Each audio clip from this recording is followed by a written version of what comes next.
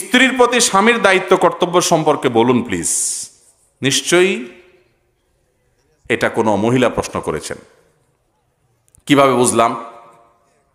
কারণ উনি জানতে চাইছেন স্ত্রীর প্রতি স্বামীর কর্তব্য, হয়তো স্বামী এখানে আছে, এটারে সাইজ করা দরকার। অতএব হুজুর একটু বলেন তাকে যে আমার অধিকারগুলো কি কি, একটু বুঝাই দেন না এটাকে। ভালো, এটা দোষের কিচ্ছু না। মুশকিল হলো যদি এই প্রশ্ন হয়তো বা কোনো পুরুষও দিতে পারেন, এটা আমি ধারণা করছি। এই প্রশ্ন যদি ধরেন একজন পুরুষ লেখেন, তখন উনি লিখবেন স্বামীর প্রতি স্ত্রীর দায়িত্ব কর্তব্য কি হুজুর একটু বলেন। আমরা সবাই অধিকার সচেতন, কর্তব্য সচেতন না।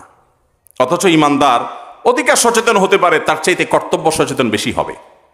আমার অধিকার আমার স্বামী আদায় করছেন না, আমার অধিকার আমার স্ত্রী আদায় করছেন না, তিনি আল্লাহর কাছে পাপিষ্ট হবেন, অপরাধী হবেন। বাট আমার দায়িত্ব হলো আমার কর্তব্যগুলো আমি ঠিকমতো পালন করছি কিনা।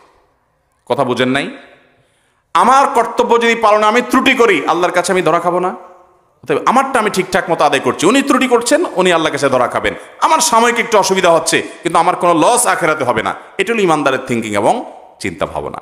যাই হোক, যেহেতু প্রশ্ন আসছে, যিনিই করেন, মহিলা করুক আর পুরুষ করুক, আমরা সাধারণত হাদিস বলার সময় সবাই যার যার পক্ষের হাদিসটা খুঁজি। আমাকে অনেক স্বামী বলে, হুজুর আপনার অনেক বক্তব্যের লিঙ্ক আমাদের বউরা আমাদেরকে পাঠায় এবং মেনশন করে, বলো দেখো মাইন্ড ইট, শুনো কি বলছে হুজুর। তো আমরা আবার এরকম খুঁজে বেড়ান লাগে যে কোথায় আপনি তাদের সম্পর্কে বলছেন, সেগুলো বাইর করা লাগে। অনেক সময় আমার দোষ দেয়, হুজুর আপনি এই পক্ষে একটু বেশি বলে ফেলছেন। তো আমি তো এত মাপজব করে বলি না ভাই।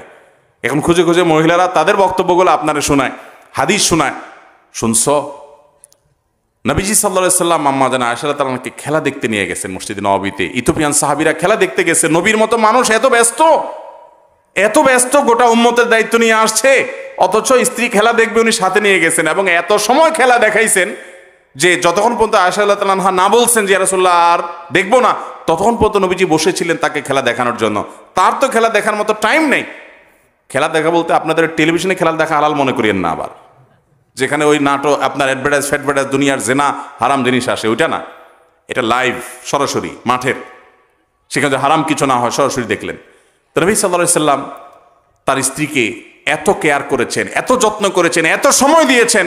এই হাদিস বর্ণনা করার পর আম্মা জানা আয়েশা রাদিয়াল্লাহু তাআলা বলেছেন, ফাকদুরু কদরাল জারিয়াতিল হাদিসাতি সিন্নি আল হারিসাতি। আল্লাহ হবে, ও দুনিয়ার পুরুষেরা, তোমাদের অল্প বয়স্ক স্ত্রীরা, তরুণী মেয়েরা, তোমাদের স্ত্রী যারা থাকে, এদের ডিমান্ডগুলো, চাহিদাগুলো, তাদের শখগুলোকে তোমরা এইভাবে মূল্যায়ন করবা।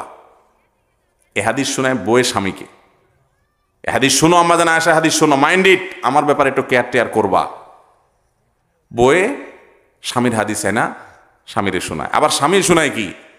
স্বামীর শোনায় যে নবী সাল্লাল্লাহু আলাইহি সাল্লাম তুমি হাদিস শুনছো, তিনি বলছে আল্লাহর পরে যদি কাউকে সেজদা করা যাইতো তাহলে আমাকে করা লাগতো।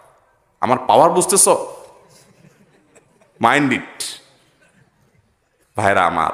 অথচ দরকার ছিল ওই প্রথম হাদিসটা স্বামী দেখা, যে আরে নবী সাল্লাল্লাহু আলাইহি সাল্লাম তার স্ত্রীকে এত সময় দিতেন, তাহলে আমি তো আমার স্ত্রীকে এরকম কেয়ার করা উচিত। আল্লাহ কোরআনে বলেছেন ওয়াশিরুহুন্না বিল মারুফ, তোমরা স্ত্রীদের সাথে সংসার করবে, বসবাস করবে, সংসার করবে, একসাথে